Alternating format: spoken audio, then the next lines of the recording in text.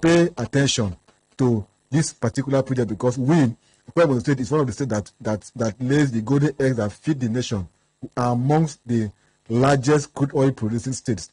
We shouldn't be begging the federal government to come and fix the federal roads. Senator Ita Enang is saying that the federal government has asked the state government to pay. Where is the fund going to come out from? State governments like Cross River State is engaging and carrying out its own project. The government of River State is also doing its own project and is paying compensation. Here in Otuekong, government is also paying. Government is carrying out its own project and is paying compensation heavily for those roads that are affected, like the Oron Road to airport and elsewhere. So why is the federal government insisting that the state government should pay for this particular project, that they are the ones doing it? So executing. So Ita Enang should plead with the Ministry of Works, and he should also allow the communities through their paramount rulers to appoint the community liaison officers for this project, because these areas are affected, and these people who are there should appoint those that they can trust, that can liaise with the communities and the company. So that is why we are involved. The Crown is involved, and we're going to write to the Ministry of Works and the Presidency. I'm happy that the President is coming to Otuekong to come and campaign. The campaign that was fixed for Thursday, I learned is being postponed, that he personally wants to come to Otuekong himself. I want him, when he comes, the campaign team should drive him through Calabar Itu highway. Let him also feel the way the road is. We used to have such kind of a deplorable road in Ibawa going to Abak some time ago, some years ago. When Obasanjo came to the state, Otuekong had to, drive the president through that narrow bridge. And shortly that was done, that we now have the new bridge that now bypass the old bridge. So I'm appealing to the president to ensure that the Ministry of Works that are thinking about the project should monitor what is happening there. And Senator Ita Enang should hands off his activities on the area of community liaison officers, so that peace will prevail in the contract and in the project. All right, we'll have a lot more questions for you, but let's get to hear more from parliamentarians. The phone lines are buzzing. Hello, good morning. Welcome to the plenary. Hello, good morning. Yes, I can hear you. Welcome to the plenary. Your name and where you're calling from?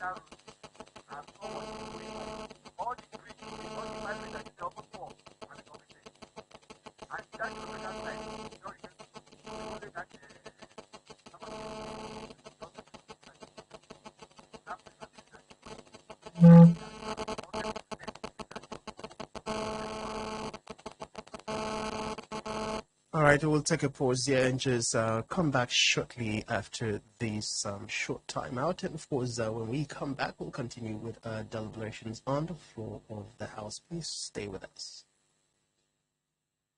Oh my God. Oh, oh, oh. It feels like sitting one tell us with don't be smarting. Don't be smarting. Don't be smarting.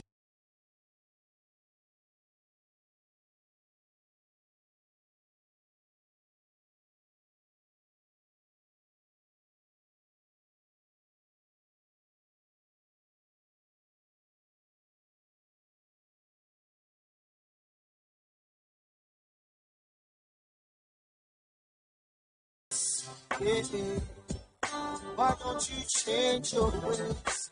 Change your ways now. Make your people leave. the way they're supposed to lead.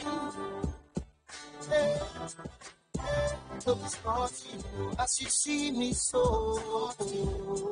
I don't send you. All of the shady politicians, as you see.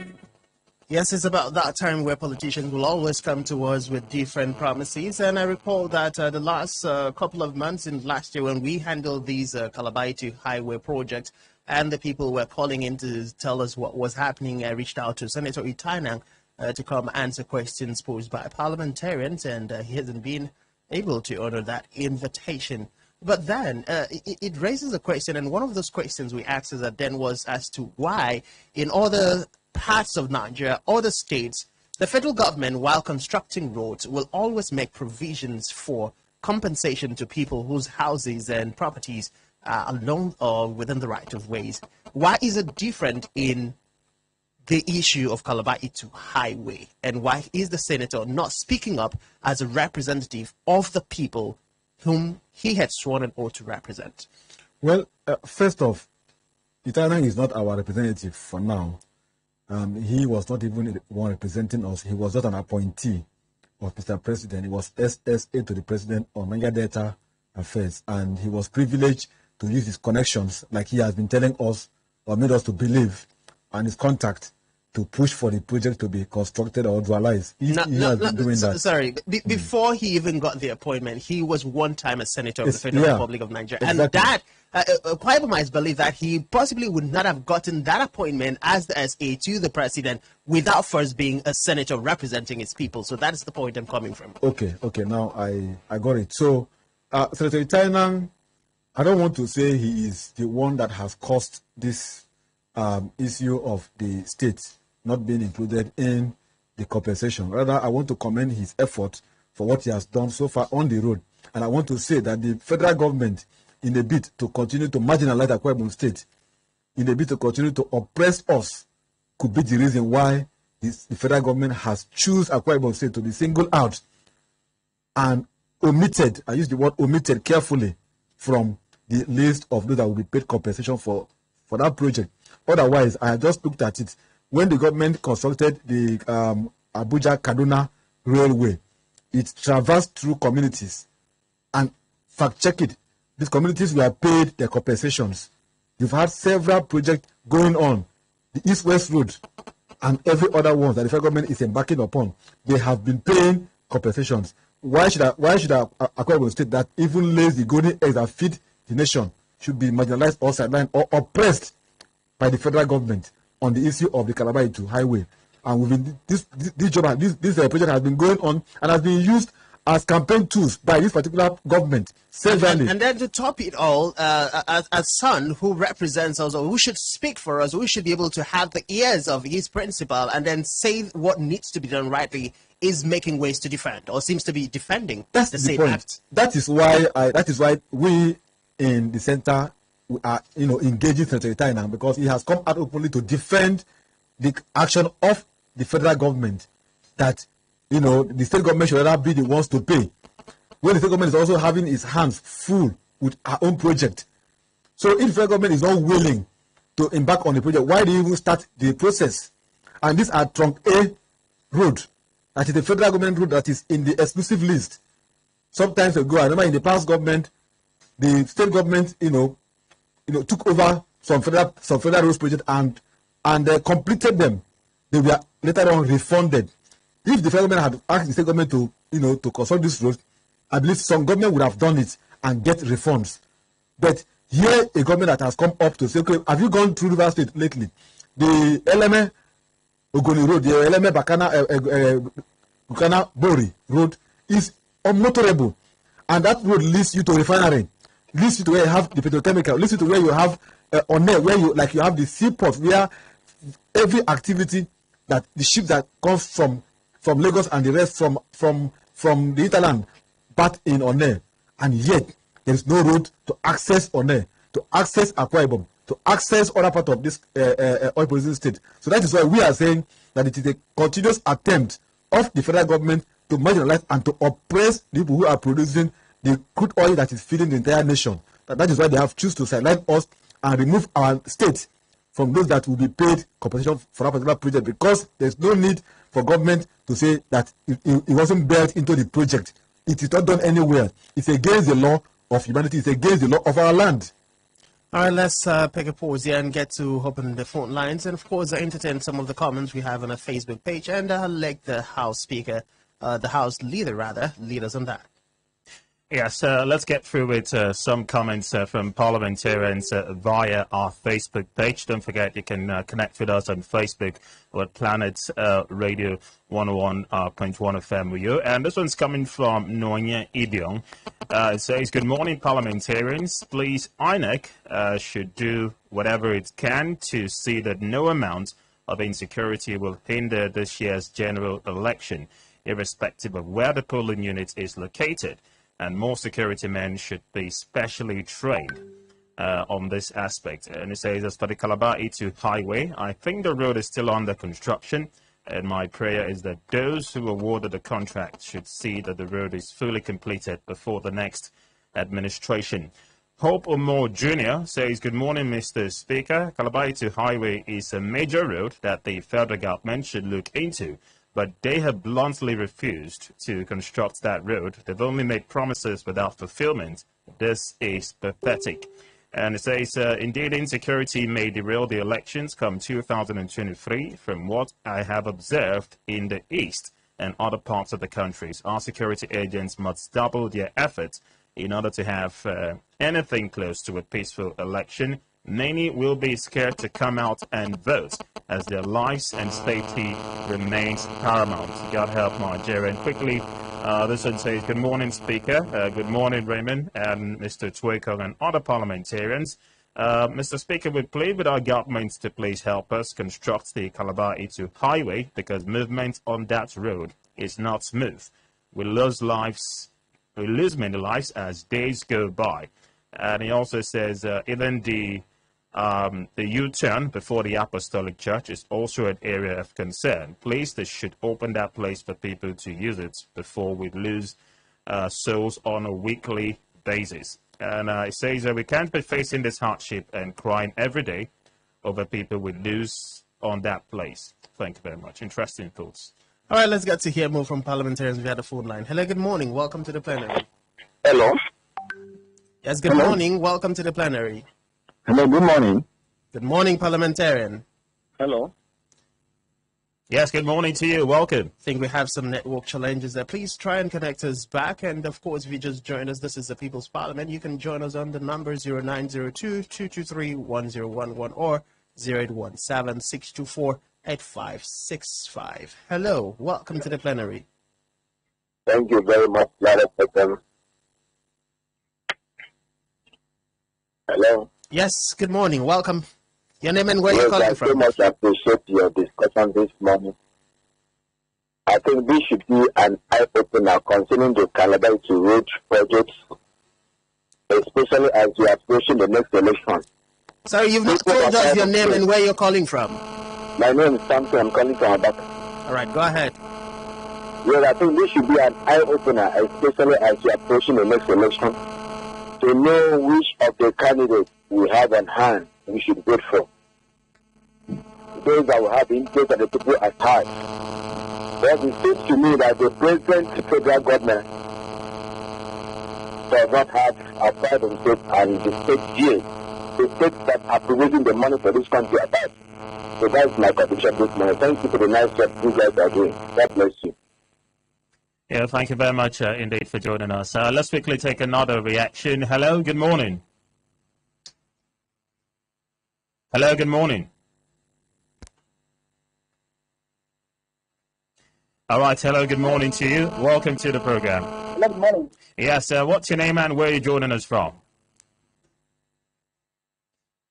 Hello, good morning. All right, looks like we've lost that one. Feel free to reach us back. Let's reach out for more comments via our Facebook page. This one's coming from Emmanuel Tekem. It says, good morning, Mr. Speaker. Mr. President has done it all for INEC, both logistics and material means. However, INEC is still speculating insecurity could mar the election. My question is, Why is INEC complaining of insecurity as if the police don't know their responsibilities? And it goes further to say, I regret paying my hard-earned money to get my PVC, but only to realize that my PVC is not printed, but my name is in the register, and this automatically disenfranchised me. What a frustrating life. We sincerely apologize for that. But if your name is actually on the register, I think there are provisions, and there are ways to actually get you, to exercise your legal and constitutional franchise in the build-up to the polls. The deadline for collection of PVCs is January 16th, so make that 6 days away from now. I can't preempt what kind of magic will likely happen should you go to any INEC designated center to claim this. But if you verify that your name is still on the register, then it means that you could actually have it printed for you.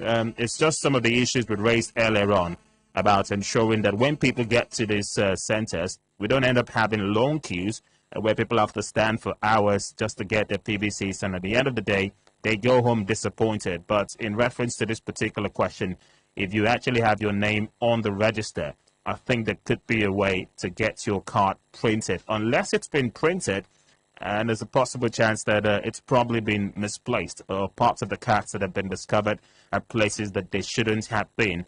Then I really, really feel for you. And quickly on this one, Larry Sukwo says INEC should come out plain. Who are the security threats to the election? Is it the candidates or the electorate? And it says on Calabar Itu, I believe Ita Enang is still alive. It owes Nigerians near a Kwabamite explanation. Mr. Speaker. Issue with Calabar Highway is concerned, only Ita Enang can answer to parliamentarians and Akwabom people and tell us why he's defending, or he seems to be defending, the federal government for not paying compensations to people.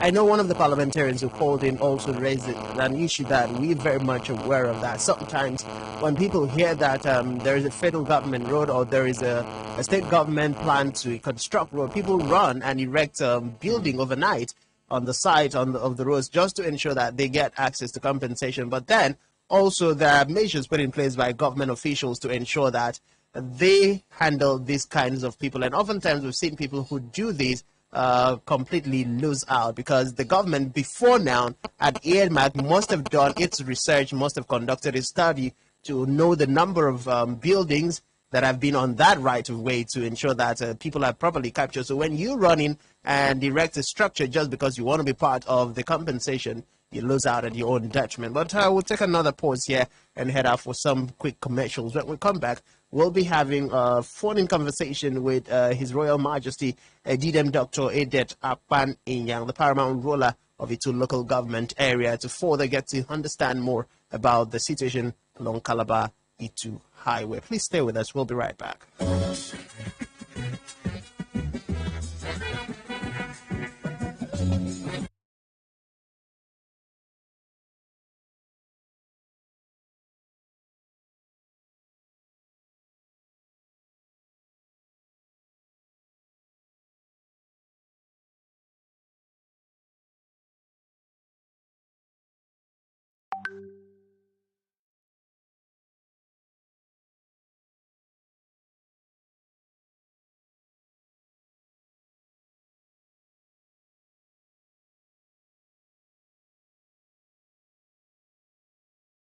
Airtel, the smartphone network. The People's Parliament is brought to you courtesy of JIA Outdoor Services. JIA Outdoor Services, a member of the Mbarukas Group, owns and manages billboards and advertising services in and outside Akwa Ibom State. Why not visit them today or call this number 0803-741-2340. JIA Outdoor Services, a member of the Mbarukas Group.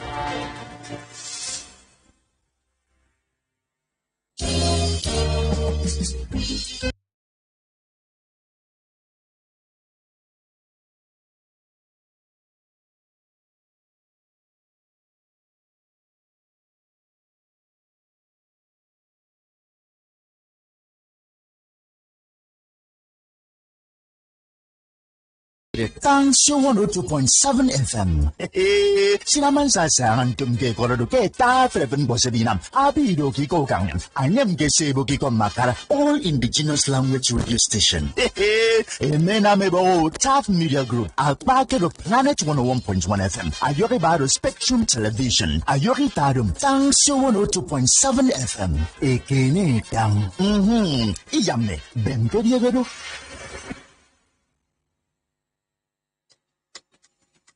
This festive season on Top Go TV, everybody go shine well, because now bumper time with this. So to flex this season, when you renew your subscription, you go get free upgrade. Go the next higher package for better entertainment. Where shop pass, sharply dial *288# to enjoy upgrade this bumper season with Go TV.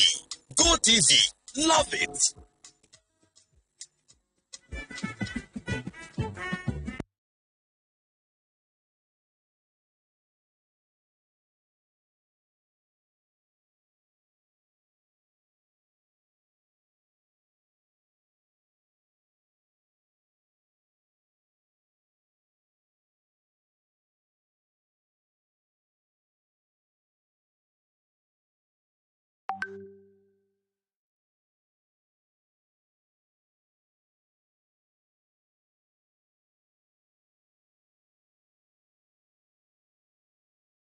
And Otuekong Franklyn.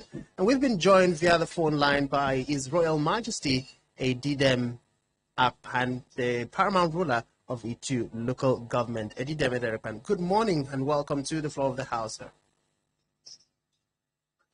Hello, good morning. Yes, good morning, Your Majesty. Welcome to the plenary. Thank you, dear. All right, Happy New Year to you. Thank you. We'd like to get to hear from you about the stand of your people as the royal father of Itu local government area concerning the situation with the Calabar Itu highway project handled by distinguished Senator Ita Enang. The situation is not favorable. It says that that road, yes, Ita Enang is the first and we respect him very highly for that. That is our son. We shall continue to regard him as such. But the great thing is, what is making the job to be stagnated? It is not kind of compensation. When the federal government wants the states, River State and Rebel State, to pay compensation. You know, without paying compensation, you cannot do any job there. They will pull down some people's property, they will take it to court, and you will not be free. So now the company contracting the company that is handling the job, they don't know what to do. So I'm pleading with the federal government to pay the compensation without wasting any time again, because this administration is going. They're very defend of that area. So that is my plea, that is my basic appeal to the federal government. Pay the compensation and let the job continue, and also pay the contractor and let them move into the state and do the job. The concerning issue of another issue is that one is no issue because the trial is our soul. It is about yellow, and the town knows that it knows that the community that normally nominates yellow. So I think what is doing is trying to impose a yellow to the community, to the parliament rulers is not good enough. So we have told him to withdraw those yellows because it's bringing problem. And allow that road is federal road. And this is only the paramount that have the right, priority and prerogative to nominate CLOs. Not a time. And not if it is village federal roads in the clan and village, it is the federal, the clan heads, and the village heads who are to nominate yellow. So I believe there's no point of comparison because the dad himself, he knows very well that it is the prerogative of the paramount. All right. There have been some reports from parliamentarian this morning that probably some of the things that we're talking about, there have been people who have constructed newly erected structures along the right of way because they know that construction is ongoing and that these people are part of the problems that we are currently facing. As the paramount ruler, have there been any of such scenario in your locality?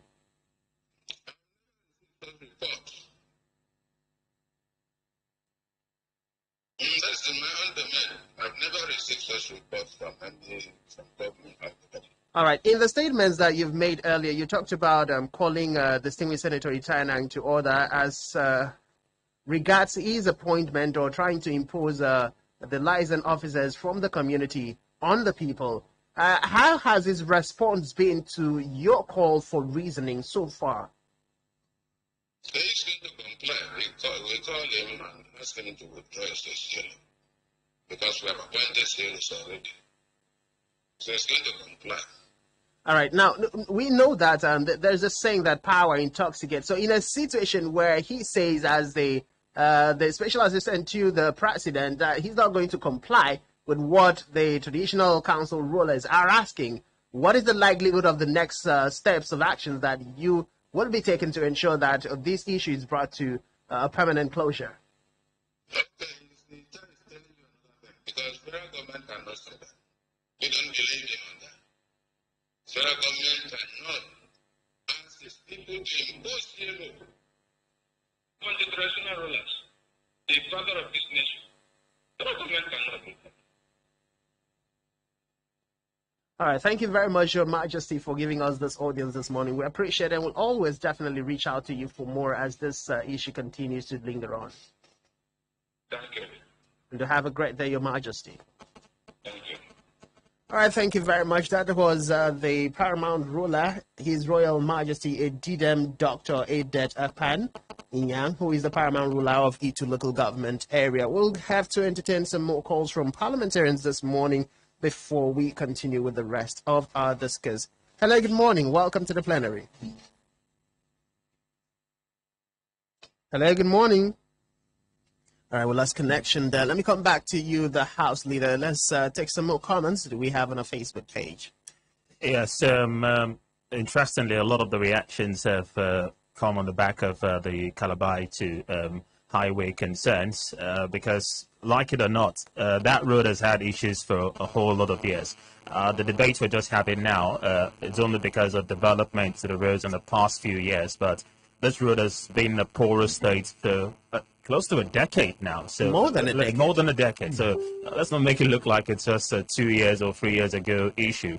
And it has defied, expectations and promises that previous administrations made, even before the advent of the Buhari administration. Only, it's just been made clear to Nigerians that, look, Buhari is leaving office in the next 4 or 5 months. And again, the succeeding administration would have the headache of coming to see whether or not they can actually walk on that road. So let's see what other parliamentarians have been saying. Demaga Ebu says, Mr. Speaker, the situation of Calabar Itu road construction dilemma is so unfortunate.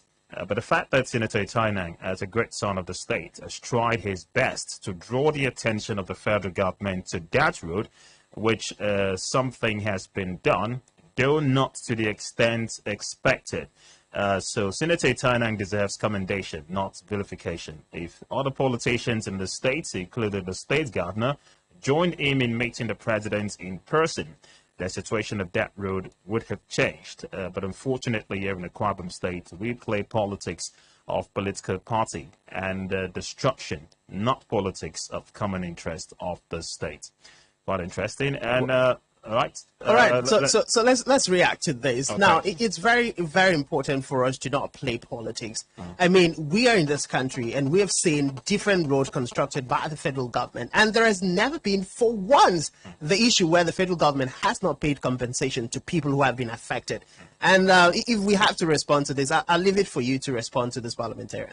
It's very clear, very explicitly clear by our Constitution and even the Land Use Act 1978 made it clear that all lands in the state are vested in the hands of the governor who holds it on trust for the people.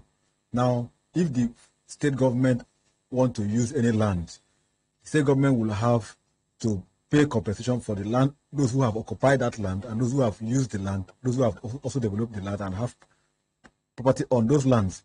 If the federal government is coming to make any project on state land, they will have to liaise with the states and then get that done.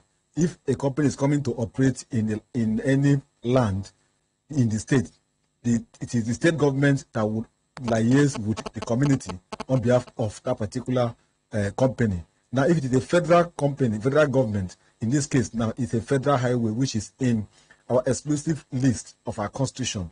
So the federal government should be able to take care of its own property, to be able to fix the road and pay compensations. I have said this before. Government have been doing roads before now. The government just did the Kaduna Abuja Railway.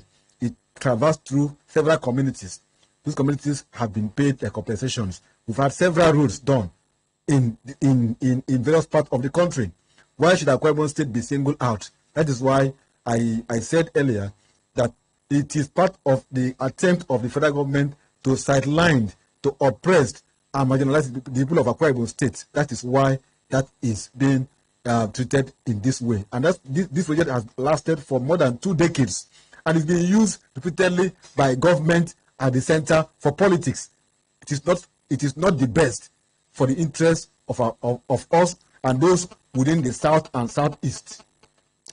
Interestingly, the crux of this discussion is largely centered on not just completing the road, but issues surrounding compensation of those whose properties may have been affected by the course of this construction. And when Parliamentarian Otuekong was talking, it just took my mind to the revelation made by the Rivers State Governor, Nyesom Wike, about the fact that the president did release funds meant for the Niger Delta State with reference to 13% derivatives. And it just made me wonder whether or not the federal government has not actually released this money. That's the question. If the money's been released, or why has the federal government not released it? What if they've actually released the money meant for the compensation of those whose properties have been affected, and then some way, somehow, someone else is sitting on that money? I mean, these are the questions we should be asking, because before you know it, we could have another revelation in a matter of weeks that, oh, Mr. President did actually release monies for the compensation. So who actually stopped it from getting to those who should be benefiting from it? Yes, I like what the leader of parliament, is saying. I want to say as a fact that Senator Ita Enang had a meeting with the Itu stakeholders, and I asked my people to be in that meeting at the council headquarters. The royal fathers were there, and all the youth and stakeholders of Itu were in that meeting, where Senator Ita Enang said clearly that that the government did not factor in compensation into the project, that the community should cooperate with the contractor and allow the project to be executed. And the people went rampaging, because it was strange to hear that from Senator Ita Solomon Enang, who is supposed to come and who is supposed to ask that the federal government should pay, coming to persuade the people to allow the project to go ahead. And these people, some of them have their houses there that have been demolished or that will be demolished. So where would they be going to stay? That's the point. So it is true, like you have said, that you can now be speculating that it is possible that the money might have been, because the federal government is wise enough to know that even the Land Use Act doesn't allow you as a government to just go and bulldoze people's property and then move in and then begin to do your project. Even though the project is for the people's interest, but you should be able to comply with what the law says. We are in a country where the rule of law prevails. The law says you must pay them compensation, so you must comply with the law. Otherwise, we are operating in a lawless environment. Well, let's get to hear more from parliamentarians. Hello, good morning. Welcome to the plenary. Hello? Hello, good morning. Hello? Good morning. Welcome Good to the morning, plenary. Speaker. Yes, go ahead. Yeah, this is welcome, Mr. Manite.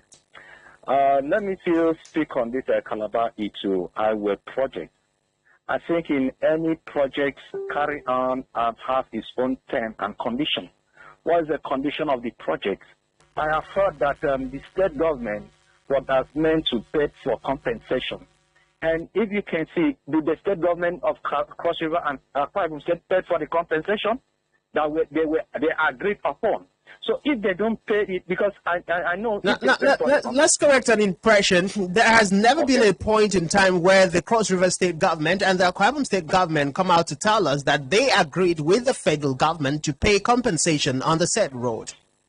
Or did they come out to tell us that they didn't agree to the term and condition of the contract?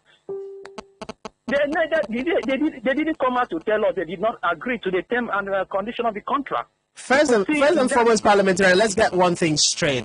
As parliamentarian Otuekong Franklyn has already enumerated, it is unconstitutional for a federal government, just like it is for the state government, to construct a road affecting people's properties without factoring in compensation for those people. So it is out of place for the federal government to construct or plan to construct Calabar Itu highway without factoring in compensation, as we've been told by the representative of the federal government, Senator Ita Enang. So this shouldn't be a question of whether or not the respective state government have agreed. Mr. Speaker, we are getting it all wrong. How are we getting it wrong, please? The state government and the federal government, they are partner in progress. Yes, we agree. There are some projects, there are some conditions that the state government, the federal government can say to the state government, please, can you assist us here? And they know how to pay back. You can remember when during Goodluck Jonathan, when a certain project, the same Calabar Strong, when Akpabio constructed, and you find out that at the end of the day, another administration of the federal government come and remit a payment. Are you getting it? They are partner in progress. Yes, we agree. But you will also agree with us that these things has a process that must be followed. And when those processes are not followed, then we cannot hold the state government accountable, but rather the federal government. That means there was no contract. There was no contract for Calabar Itu construction. All right, thank you very much for joining us. Mr. Speaker, not holding fault for either side of the government here, whether the federal or the state. But let's ask ourselves critical questions. We're talking about the construction of a highway here, a dualized project that spans from Otuekong in Cross River State to Itu in Akwa Ibom State. And we're talking about a highway here. It's not like we're cutting across streets and the hinterlands to get this road done. We're talking about a highway. So what kind of properties will you naturally find on a highway? Because we're delving towards the area of compensation now and those who are likely affected. Because it looks to me, with no disrespect to those who have been affected, a lot of the persons who are coming out here to lay claims to compensation may just be doing it out of the fact that this road is actually constructed along the lines of their vicinity and not necessarily because they have properties stationed along the part where the construction of this road is taking place. So people are more or less just coming out to speak on behalf of their community. It's our community, it's a project in our community, so let's see some sort of compensation. Whereas I think those who truly and genuinely have concerns about properties being affected must have actually liaised with either Senator Ita Enang, who seems to be the face of the Calabar Itu highway construction over the years, and other intermediaries within the government, and not necessarily a lot of those who are just coming out to say we need compensation because our roads, the construction work is actually happening on our roads. That's what I think. Well, as far as the Calabar Itu highway project is concerned, if you traverse the road consistently, you would know that right beside the roads, the entrance, there are people houses, there are residential houses, there are shops along the road. So you did ask a question about people hurriedly erecting structures just because they know something is about to happen here. So you put the government in a fix here when you come up with, ready-made settlements like that. Well, let me just chip in something, Mr. Speaker. So those ones, you see, the federal government is not new to a project like this. They are aware that there are those who will come and make makeshift, project properties on the way so as to lay and get claims for money. So what I think is the federal government should have evaluated and know those properties that are meant to be, touched, the ones that actually will be paid for, and the ones that should not be paid for, they know the ones that are actually owned by, that was there before the project was initiated, and the ones that are already done. So for me, the process of payment has to do with evaluation, survey and evaluation. So all these are not new, but the government to say that it was that such plan wasn't factored into the arrangement of that project is why we are raising these questions. Now, as to the caller that is insisting that the state government should have paid, I'm not holding bid for the state nor federal government, but this is a federal government project. So the federal government, if they want the state government to do it, they will say state government do it and we will refund like it was done in the past. But if they say go and pay because it is in your state, go and pay and bring it to your state, then it is wrong, and it is wrong in entirety. All right, thank you very much. I'll let the House Leader speak because he has to attend to all the responsibilities. So please wrap up and then say bye to parliamentarians before we step out. Well, it's been an interesting discourse, to say the least. We expect government at all levels to pay attention to the people when they speak, not necessarily because we have an election around the corner. I tend to see politicians, political parties, interface a lot with people only around election corners. What happens after the polls? So people too should also know when asking these questions, be deliberate about them and keep pushing on them even after the elections, because that's the essence of governance and playing our role as well in ensuring that those who lead us live by the responsibilities and the duties that the Constitution guarantees, especially in the course of representation. So let's hope that all of these policies that have been initiated by the government would, of course, be, attended to so people can heave a huge sigh of relief. All right, thank you very much, House Leader. You are here by excuse to attend to other duties, but I will take just a couple more calls before we call it a wrap on the floor of the House. Hello, good morning. Welcome to the plenary. Mr. Speaker. Yes, good morning. Mr. Speaker, yeah. Once again, Mr. Speaker, do you know that Cross River State end of this project are getting more attention than Akwa Ibom State? Do you know about that? So what would you say is responsible for that? Question. When we are playing politics with development, we are doing it in our own detriment. There in Akwa Ibom State end, you will see a tool without a drain, without a cup, without a coffin. You see a bellway without a whistle, constructing on the right of way. But the one person means that our Royal Majesty is not aware of it. Because of what? He doesn't have a CLO. So CLO should not be a federal something. It should be a local something. So you're now saying the problem is not for a traditional ruler to have his own CLO. Parliamentarian, let's get this for the federal government to fund everything there. For you, you need someone to monitor this thing and report back to you. Now, from what you are saying, you are further telling us that it is not a lot of development that would have taken place in that situation. From what you're telling us right now, you're further telling us that the problem is not with the people, but with the representative of the government. Because the paramount ruler has told us this morning that the CLO they currently have was appointed by Senator Ita Enang as against having one from the community who will report exactly what is happening. And we are in Nigeria, and we know that the tendency of a CLO being appointed by an agent of government to favor the government is 100% guaranteed. But let's move away from that and take some more calls before we call it a wrap. Just one more call. Hello, good morning. Welcome to the plenary.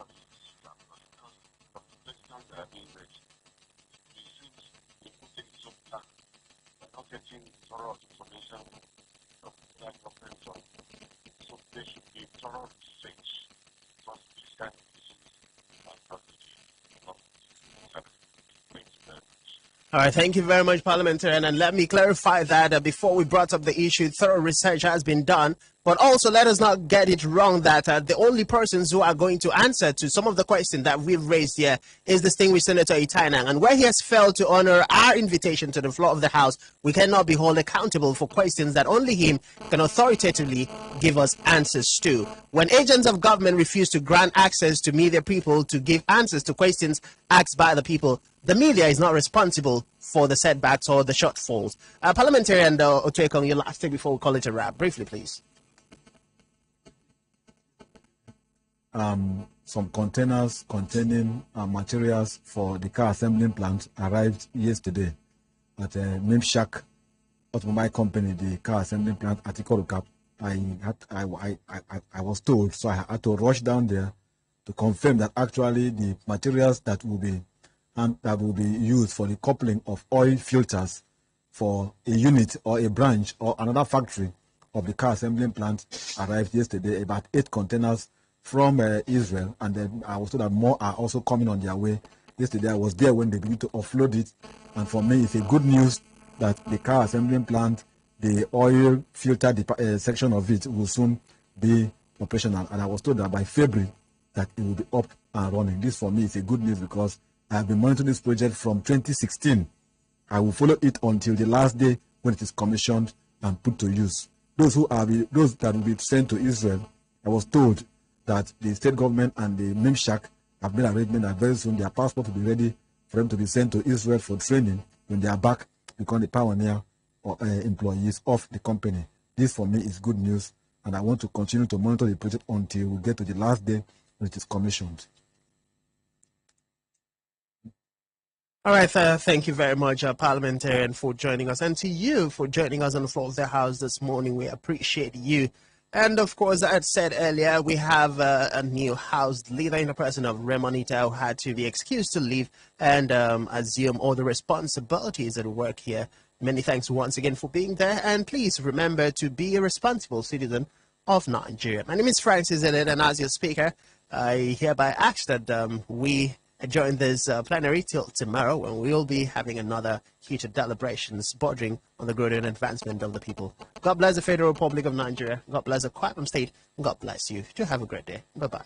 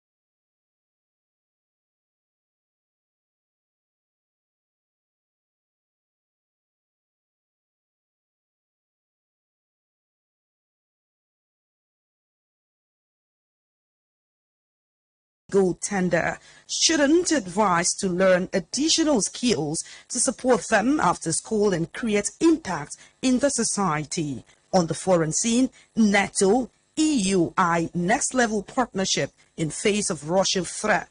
Export Flying Eagles camp in Morocco ahead of under-20 AFCON. And that's the news updates this hour on Planet 101.1 FM Uyo. I am Dara Odoma. Up next is a Kwaiba Mandate with Ambassador Samson Akpan.